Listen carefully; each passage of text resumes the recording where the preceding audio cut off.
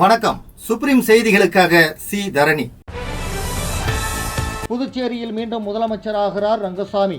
NR Congress பாஜக கூட்டணி அதிக இடங்களில் வெற்றி. காமராஜர் நகர் தொகுதியில் அதிக வாக்குகள் வித்தியாசத்தில் வெற்றி பெற்ற லட்சிய ஜனநாயக கட்சியின் தலைவர் ஜோஸ் சார்லஸ் மார்டின். வில்லியனூர் தொகுதியில் எதிர்க்கட்சி தலைவரான திமுக வேட்பாளர் சிவா தோல்வி. தட்டாஞ்சாவடி தொகுதியில் காங்கிரஸ் வேட்பாளர் வைத்திலிங்கம் எம்பி தோல்வி.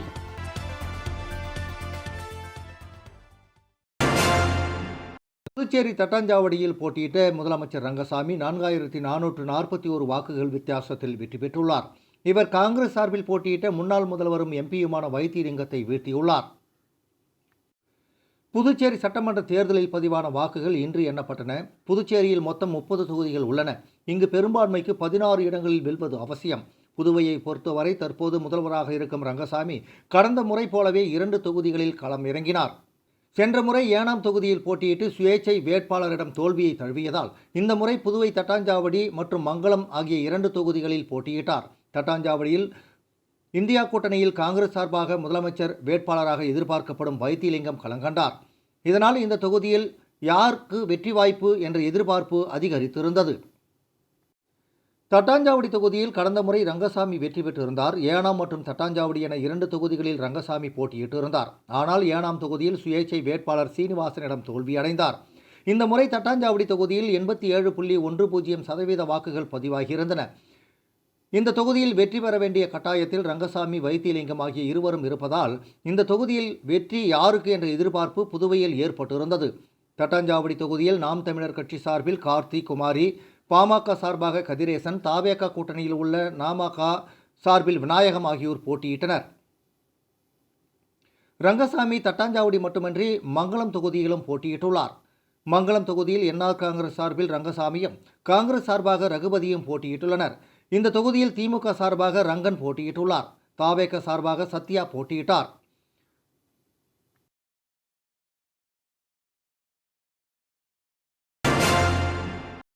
புதுச்சேரி சட்டமன்ற தேர்தலில் காமராஜர் நகர் தொகுதியில் போட்டியிட்ட லட்சிய ஜனநாயக கட்சியின் தலைவர் ஜோஸ் சார்லஸ் மார்டின் 16,592 வாக்குகள் பெற்று 10,205 வாக்குகள் வித்தியாசத்தில் காங்கிரஸ் வேட்பாளர் தேவதாஸை வீழ்த்தியுள்ளார். புதுச்சேரி சட்டமன்ற தேர்தலில் பதிவான வாக்குகள் இன்று எண்ணப்பட்டன. யூனியன் பிரதேசமான புதுச்சேரியில் இந்த முறை ஆட்சியை பிடிக்கப் போவது யார் என்ற எதிர்பார்ப்பு அதிகரித்தது. ஆனால் கருத்து கணிப்பு முடிவுகளின்படி என்டிஏ கூட்டணி அதிக இடங்களில் வெற்றி பெற்று ரங்கசாமியை மீண்டும் ஆட்சி அமைக்க உள்ளார். அதே வேளையில் லாட்டரி மார்டினின் மகன் ஜோஸ் சார்லஸ் மார்டினின் லட்சிய ஜனநாயக கட்சி இந்த தேர்தலில் முதல் முறையாக களம் இறங்கியது.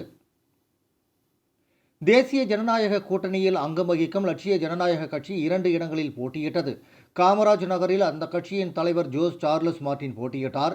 இந்த தொகுதியில் அவரை எதிர்த்து காங்கிரஸ் சார்பில் தேவதாஸ், தாவேகா சார்பில் சுமன், நாம் தமிழர் கட்சி சார்பில் கௌரி, கம்யூனிஸ்ட் கட்சி சார்பில் லெனின் துரை ஆகியோர் போட்டியிட்டனர். காமராஜ் நகரில் 87.22% வாக்குகள் பதிவானது. இந்த நிலையில் ஆரம்பம் முதலே ஜோஸ் சார்லஸ் மார்டின் முன்னிலை பெற்று வந்தார். தொடர்ந்து முன்னிலை பெற்று வந்த அவர் இறுதியில் 10,000 வாக்குகள் வித்தியாசத்தில் வெற்றி பெற்றார். அதாவது 16,592 வாக்குகள் பெற்று 10,205 வாக்குகள் வித்தியாசத்தில் வெற்றி பெற்றுள்ளார். இதில் காங்கிரஸ் வேட்பாளர் கே தேவதாஸ் 6,387 வாக்குகளுடன் தோல்வியடைந்தார். அதேபோல் தமிழக வெற்றி கழகத்தின் சுமன் 6,289 வாக்குகள் மற்றும் நாம் தமிழர் கட்சியின் கௌரி 693 வாக்குகள் என ஆகியோரும் பின்னடைவை சந்தித்தனர். தமிழ்நாட்டில் ஒரு ஆட்சி மாற்றம் ஏற்படுற ஒரு நிலைமை, தமிழக வெற்றி கழகம் ஒரு பெருவாரியான வாக்கு வித்தியாசத்தில் வெற்றி பெற்று இருக்கு. இதை பற்றி எப்படி பாக்குறீங்க? இல்லை, உண்மையாக அவங்க இந்த அளவுக்கு யாருமே எக்ஸ்பெக்ட் பண்ணல. அதை எல்லாருமே அக்செப்ட் பண்ணுங்க. இந்த அளவுக்கு ஒரு வெற்றி பண்ணது அது திரு விஜய் அவர்களோட இண்டிவிஜுவல் கெப்பாசிட்டிலாம், அவர் இவ்வளோ ஒரு ஃபேன் பேஸும் அவர் மக்கள் அவர் மேலே வச்சிருக்க அன்பு பாசத்தையும் இதை ஓட்டில் காட்டியிருக்காங்க. உண்மையாகவே அவருக்கு நான் வாழ்த்துக்கிறேன். எந்த அளவிற்கு நீங்க இங்கே என்ஆர் அரசு ரங்கசாமி ஐயா கூட இணைந்து மக்கள் நலத்திட்டங்களில் ஈடுபட போறீங்க? நீங்க ஏற்கனவே நிறைய அறிவிப்புகள் வெளியே இருந்தது, அது எப்போ நிறைவேற்றப்படும்? அது இப்போ ஒன்னொரு ஸ்டெப் பை ஸ்டெப்பாக நாங்கள் பிளான் பண்ண போகிறோம். இப்போ drainage under ground drainage already scheme plan பண்ணிட்டு இருக்காங்க. அது இப்போ நாங்கள் ஆஃபீஸர்ஸோடு உட்காந்து ஆல்ரெடி டிஸ்கஷனை ஸ்டார்ட் பண்ணிட்டோம். அது இப்போ டீப் ரெடி ஆயிடுச்சு. இன்னொரு ஜூலைல ஆகஸ்ட்ல லான்ச் பண்ற மாதிரி இருக்காங்க. ஸோ அது காமராஜ் நகர் இன்க்ளூட் பண்ணி அமைச்சரவை கேட்பீங்களா சார்? கண்டிப்பா, ஏன்னா நாங்கள் எல்லாம் காம்ப்ரமைஸ் பண்ணி வந்திருக்கோம். ஏன்னா நம்ம தொழிலெலாம் விட்டுட்டு வந்திருக்கும் போது நம்ம கண்டிப்பாக ஒரு பெரிய ஒரு மினிஸ்ட்ரி இருந்தால் தான் நம்ம மக்களுக்கு ஏதாவது நம்ம ஓவரால் டெவலப்மெண்ட்டுக்கு என்னோட கான்ட்ரிபியூட் பண்ண முடியும். கண்டிப்பாக நம்மளோட கோரிக்கை வைப்பேன். காமராஜர் நகர் தொகுதி முன்மாதிரியான தொகுதியா மாத்துறதுக்கு என்ன திட்டம் இருக்கா? என்ன சொல்லியிருந்தீங்க? ஆமா, ஆல்ரெடி இப்போ மெயினாக வந்து மலை, அதுக்கப்புறம் குடிநீர் பிரச்சனை, அதுக்கப்புறம் தெருநாய்கள் பிரச்சனை, ரோடு பிரச்சனை, இந்த மாதிரி ஒரு 4-5 விஷயம் தான் மெயினாக இருக்குது. அதுக்கு நாங்கள் இப்போ அடுத்த மலையே வரதுக்கு முன்னாடி இப்போ நாங்கள் ஆல்ரெடி சாம்பிள் ரெயின் வாட்டர் ஹார்வெஸ்டிங்கும் ஆல்ரெடி சாம்பிள் ஒன்று போட்டுட்டோம். இந்த மாதிரி நாங்கள் ரோட்டில் எங்கெல்லாம் தேங்கி நிற்குதோ அது எல்லாத்துக்கும் வேலை செய்ய ஆரம்பிச்சிட்டோம். அது போக அந்த ட்ரெயின் வச்சு நாங்கள் க்ளீன் பண்ணுறதுக்கும் காவாலாம் க்ளீன் பண்ணுறதுக்கும் நாங்கள் பிளான் பண்ணியிருக்கோம். ஏன்னா இப்போ ஒன்ஸ் எல்லாமே ஸ்டார்ட் பண்ணிடுவோம். புதுச்சேரி வில்லியனூர் தொகுதியில் திமுக வேட்பாளரான எதிர்க்கட்சித் தலைவர் சிவா 1970 வாக்குகள் வித்தியாசத்தில் என்ஆர் காங்கிரஸ் வேட்பாளர் ரவிக்குமாரிடம் தோல்வியடைந்தார். புதுச்சேரி வில்லியனூர் தொகுதியில் திமுக சார்பில் கட்சியின் மாநில அமைப்பாளரும் எதிர்க்கட்சித் தலைவருமான சிவாவுக்கும் என்ஆர் காங்கிரஸ் சார்பில் ரவிக்குமாருக்கும் நேரடி போட்டி நிலவியது. இன்று எண்ணப்பட்ட வாக்கு எண்ணிக்கையில் முதல் சுற்றில் ரவிக்குமார் முன்னிலை வகித்தார். சிவா பின்தங்கியிருந்தார். இரண்டாவது சுற்று முடிவில் சிவா முன்னிலை வகித்தார். அதைத் தொடர்ந்து அடுத்தடுத்த சுற்றுகளில் என்ஆர் காங்கிரஸ் வேட்பாளர் ரவிக்குமாரே முன்னிலை வகித்து வந்தார். இறுதிச் சுற்றான 5வது சுற்றின் முடிவில் என்ஆர் காங்கிரஸ் வேட்பாளர் ரவிக்குமார் மொத்தமாக 16,970 வாக்குகள் பெற்றார். திமுக வேட்பாளர் சிவா 15,000 வாக்குகள் பெற்றார். இதன் மூலம் என்ஆர் காங்கிரஸ் வேட்பாளர் ரவிக்குமார் திமுக வேட்பாளர் சிவாவை விட 1970 வாக்குகள் அதிகம் பெற்று வெற்றி பெற்றார். சிவா தோல்வியடைந்தார். இந்த தொகுதியில் தவேக வேட்பாளர் ஆர் ரமேஷ் 6,248 வாக்குகளும், நாம் தமிழர் கட்சி வேட்பாளர் டி ரமேஷ் 518 வாக்குகளும் பெற்று தோல்வியடைந்தனர். கூடப்பாக்கம் திரு சின்ன கைலாயத்தில் சித்ரா பௌர்ணமி நன்னாளில் திருவாசக முற்றோதல் நிகழ்ச்சியில் திரளான பக்தர்கள் பங்கேற்று சாமி தரிசனம் செய்தனர். உலகின் ஒரே சின்ன கைலாயமாகிய புதுச்சேரி கூடப்பாக்கம் திரு சின்ன கைலாயத்தில் சித்ரா பௌர்ணமி நன்னாளில் காலை முதல் மாலை வரை திருவாசக முற்றோதல் நிகழ்ச்சியும், மதியம் அடியார்கள் அனைவருக்கும் அறுசுவை அன்னதானமும், அதனைத் தொடர்ந்து புதுச்சேரி சிவ அம்மையப்பர் அறக்கட்டளையின் ஏசிடி அம்மையப்பர் படைப்பாளர் குழு சார்பாக 63 நாயன்மார்கள் வரிசை சாதனை நாடக நிகழ்ச்சியின் 10வது நாடகமாக சிறுதொண்ட நாயனார் நாடகம் நடைபெற்றது. தொடர்ந்து மாலை சின்ன கைலாய மலைக்கும் மார்கண்டேஸ்வரருக்கும் குட்டி பாலாம்பிகைக்கும் அபிஷேக ஆராதனை நடைபெற்று அனைவருக்கும் அருள் உணவு, அருள் திருநீரு, அருட்கொடை வழங்கப்பட்டது. மேலும் சின்ன கைலை சிவஞானியார் கூறும் பொழுது, இந்த கோடை விடுமுறை நாளில் திரு சின்ன கைலாயம் அனைத்து நாட்களிலும் பகல் முழுவதும் இரவு 10 மணி வரையிலும் திறந்திருக்கும் என்றும், வாழ்க்கையில் ஒரு முறையேனும் வந்து கைலாயத்தை தரிசிப்பவர்களுக்கு பிறவி துன்பம் நீங்கி இம்மையில் இன்ப வாழ்வும் வறுமையில் பேரின்ப வாழ்வும் கிடைக்கும் என்று அவர் கூறினார். ஆலய உதவிக்கு 9420699556 என்ற எண்ணிற்கு ஜிபே மூலம் தங்களால் முடிந்த உதவி செய்து எல்லாம் வல்ல கைலாயநாதன் திருவருளை பெறலாம் என்று அவர் கூறினார். புதுச்சேரி காலாப்பட்டு தொகுதியில் திமுக வேட்பாளர் செந்தில் என்கிற ரமேஷ் வெற்றி பெற்றுள்ளார். புதுச்சேரி காலாப்பட்டு தொகுதியில் பாஜக சார்பில் சட்டமன்ற உறுப்பினர் கல்யாணசுந்தரம் போட்டியிட்டார். அவரை எதிர்த்து திமுக வேட்பாளர் செந்தில் களம் இறங்கினார். இந்த நிலையில் இன்று நடந்த வாக்கு எண்ணிக்கையில் முதல் சுற்றில் பாஜக வேட்பாளர் கல்யாணசுந்தரம் முன்னிலை வகித்தார். அதையடுத்து நடந்த அடுத்தடுத்த சுற்றுகளில் திமுக வேட்பாளர் செந்தில் முன்னிலை வகித்து வந்தார். இறுதி சுற்று நிலவரப்படி திமுக வேட்பாளர் செந்தில் என்கிற ரமேஷ் 11,713 வாக்குகளை பெற்றார். பாஜக வேட்பாளர் 11,289 வாக்குகளை பெற்றார். இதன் மூலம் 424 வாக்குகள் வித்தியாசத்தில் திமுக வேட்பாளர் வெற்றி பெற்றார். பாஜக வேட்பாளர் கல்யாணசுந்தரம் தோல்வியடைந்தார். போட்டி காங்கிரஸ் சார்பில் போட்டியாக நின்ற ஷாஜகான் 1961 வாக்குகள் மட்டுமே பெற்றார். தவேக வேட்பாளர் சசிகுமார் 4,642 வாக்குகளும், நாம் தமிழர் கட்சி வேட்பாளர் காமராஜ் 622 வாக்குகளும் பெற்று தோல்வியடைந்தனர். கடந்த முறை இதே தொகுதியில் தற்போது வெற்றி பெற்றுள்ள செந்தில் என்கிற ரமேஷ் சுயேட்சையாக போட்டியிட்டு பாஜக வேட்பாளரான கல்யாணசுந்தரத்திடம் தோல்வியடைந்தார் என்பது குறிப்பிடத்தக்கது. விளம்பர இடைவேளைக்கு பிறகு செய்திகள் தொடரும்.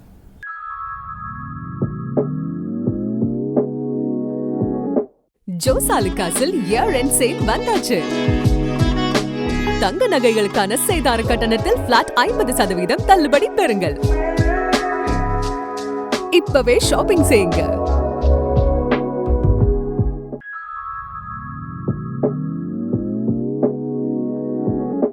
ஜோசாலுகாஸில் இயர் எண்ட் சேல் வந்தாச்சு. தங்க நகைகளுக்கான சேதார கட்டணத்தில் பிளாட் 50% தள்ளுபடி பெறுங்கள். இப்பவே ஷாப்பிங் செய்யுங்க.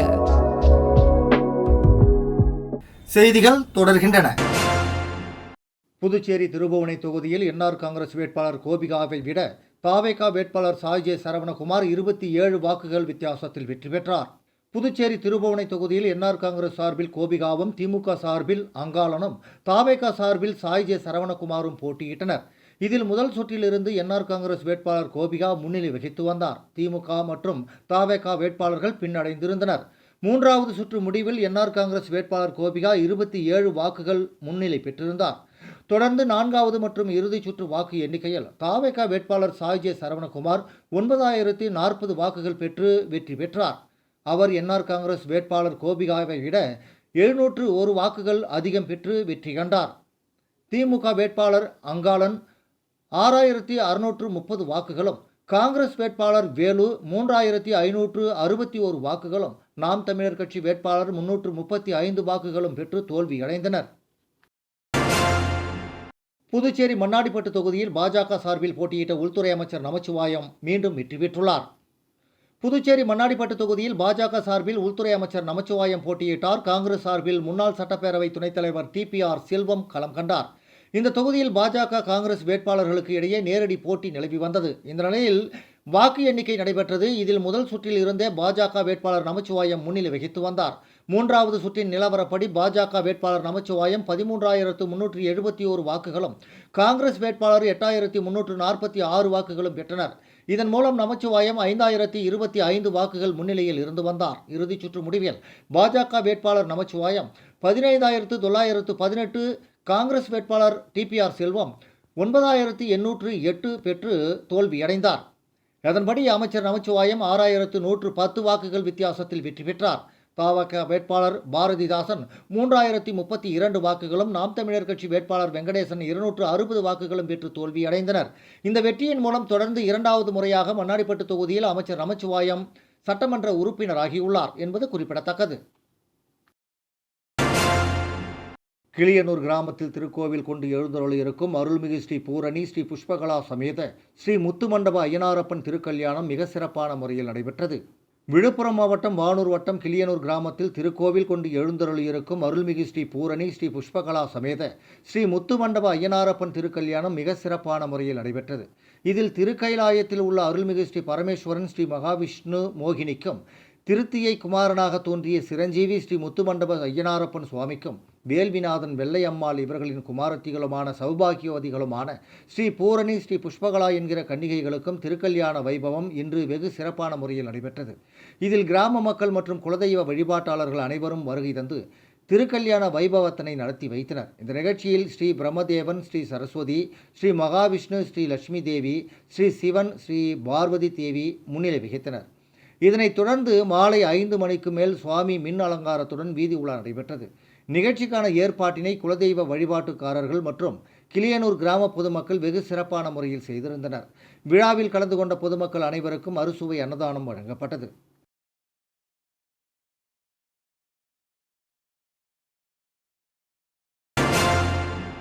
புதுச்சேரி ராஜ்பவன் தொகுதியில் திமுக வேட்பாளர் விக்னேஷ் கண்ணன் வெற்றி பெற்றுள்ளார். புதுச்சேரி ராஜ்பவன் தொகுதியில் போட்டியிட்ட திமுக வேட்பாளர் விக்னேஷ் கண்ணன் பாஜக வேட்பாளர் ராமலிங்கத்தை விட 287 வாக்குகள் அதிகம் பெற்று வெற்றி பெற்றார். விக்னேஷ் கண்ணன் 7,304 வாக்குகளும், பாஜக வேட்பாளர் ராமலிங்கம் 7,017 வாக்குகளும் பெற்றிருந்தனர். தாவேகா வேட்பாளர் சந்திரன் 2,361 வாக்குகளும் பெற்று தோல்வியடைந்தார். புதுச்சேரி ஏம்பலம் தொகுதியில் காங்கிரஸ் வேட்பாளரான முன்னாள் அமைச்சர் கந்தசாமியை எதிர்த்து அவரது அண்ணன் மகனான என்ஆர் காங்கிரஸ் வேட்பாளர் மோகன்தாஸ் வெற்றி பெற்றுள்ளார். புதுச்சேரி முன்னாள் அமைச்சர் கந்தசாமி இவர் பாகூர் தனி தொகுதியாக இருந்தபோது கடந்த 1996இல் தமிழ் மாநில காங்கிரசிலும் 2006இல் காங்கிரஸ் கட்சியிலும் போட்டியிட்டு வெற்றி பெற்றார். அதன் பின்னர் தொகுதி மறுசீரமைப்பில் ஏம்பலம் தனி தொகுதியாக மாறிய நிலையில் அந்த தொகுதியில் 2016இல் போட்டியிட்ட கந்தசாமி வெற்றி பெற்றார். கந்தசாமி அமைச்சர், சட்டப்பேரவை துணைத் தலைவர், அரசு கொறடா என்று பல பதவிகளில் இருந்துள்ளார். தற்போது காங்கிரஸ் கட்சியின் தலைவர்களில் ஒருவராகவும் இருக்கிறார். இதனிடையே கந்தசாமியின் உதவியாளராக அவரது அண்ணன் மகன் மோகன்தாஸ் இருந்து வந்தார். தொடர்ந்து கந்தசாமிக்கு தேர்தல் பணியாற்றினார். பின்னர் கந்தசாமியுடன் ஏற்பட்ட கருத்து வேறுபாடு காரணமாக அவரிடமிருந்து விலகிய மோகன்தாஸ் காங்கிரஸ் கட்சியிலேயே இருந்தபடி கட்சி பணியாற்றி வந்தார். இதனால் அவருக்கு மாநில செயலாளர் பதவியும் வழங்கப்பட்டது. மேலும் கடந்த நாடாளுமன்ற தேர்தலில் காங்கிரஸ் கட்சி சார்பில் போட்டியிட்ட வைத்திலிங்கம் எம்பிக்கு ஏம்பலம் தொகுதியில் தேர்தல் பணியாற்றி தனது பங்குக்கு கணிசமான வாக்குகளை பெற்றுத்தந்தார். நடந்து முடிந்த சட்டப்பேரவை தேர்தலில் ஏம்பலம் தொகுதியில் போட்டியிட திட்டமிட்டு தொடர்ந்து பல்வேறு பணிகளையும் நலத்திட்டங்களையும் வழங்கி தனக்கென ஆதரவாளர்களையும் கையில் வைத்திருந்தார். தொகுதியில் மக்கள் மத்தியில் தன்னுடைய செல்வாக்கையும் வளர்த்து கொண்டார். காங்கிரஸ் கட்சி சார்பில் போட்டியிட சீட் கேட்டு வந்தார். ஆனால் அவருக்கு சீட்டு மறுக்கப்பட்டு முன்னாள் அமைச்சர் கந்தசாமிக்கு காங்கிரஸ் கட்சியில் சீட்டு வழங்கப்பட்டது. இதனால் விரக்தி அடைந்த மோகன்தாஸ் தனது ஆதரவாளர்களுடன் காங்கிரஸ் கட்சியிலிருந்து கூண்டோடு ராஜினாமா செய்தார். அதன் பின்னர் முதல்வர் ரங்கசாமியை சந்தித்து என்ஆர் காங்கிரஸ் கட்சியில் சேர்ந்த மோகன்தாஸிற்கு ஏம்பலம் தொகுதியில் போட்டியிட சீட்டு வழங்கப்பட்டது. இதனால் ஏம்பலம் தொகுதியில் காங்கிரஸ் கட்சி சார்பில் போட்டியிட்ட முன்னாள் அமைச்சர் கந்தசாமிக்கும் என்ஆர் காங்கிரஸ் சார்பில் போட்டியிட்ட அவரது அண்ணன் மகன் மோகன்தாஸுக்கும் இடையே நேரடி போட்டி நிலவியது. இந்த நிலையில் இன்று வாக்கு எண்ணிக்கை நடைபெற்றது. இதில் முதல் சுற்று முதலே என்ஆர் காங்கிரஸ் வேட்பாளர் மோகன்தாஸ் முன்னிலை வகித்து வந்தார்.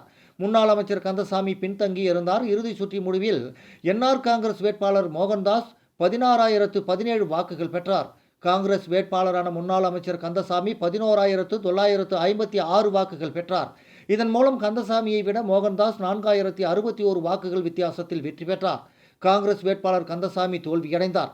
தாவேகா வேட்பாளர் தமிழ்ச்செல்வன் 2,708, நாம் தமிழர் கட்சி வேட்பாளர் மனோஜ் சுந்தர் 303 வாக்குகளும் பெற்று தோல்வியை தழுவினர். என்ஆர் காங்கிரஸ் வேட்பாளர் மோகன்தாஸ் முதன்முறையாக தேர்தலில் போட்டியிட்டு வெற்றி பெற்றார் என்பது குறிப்பிடத்தக்கது.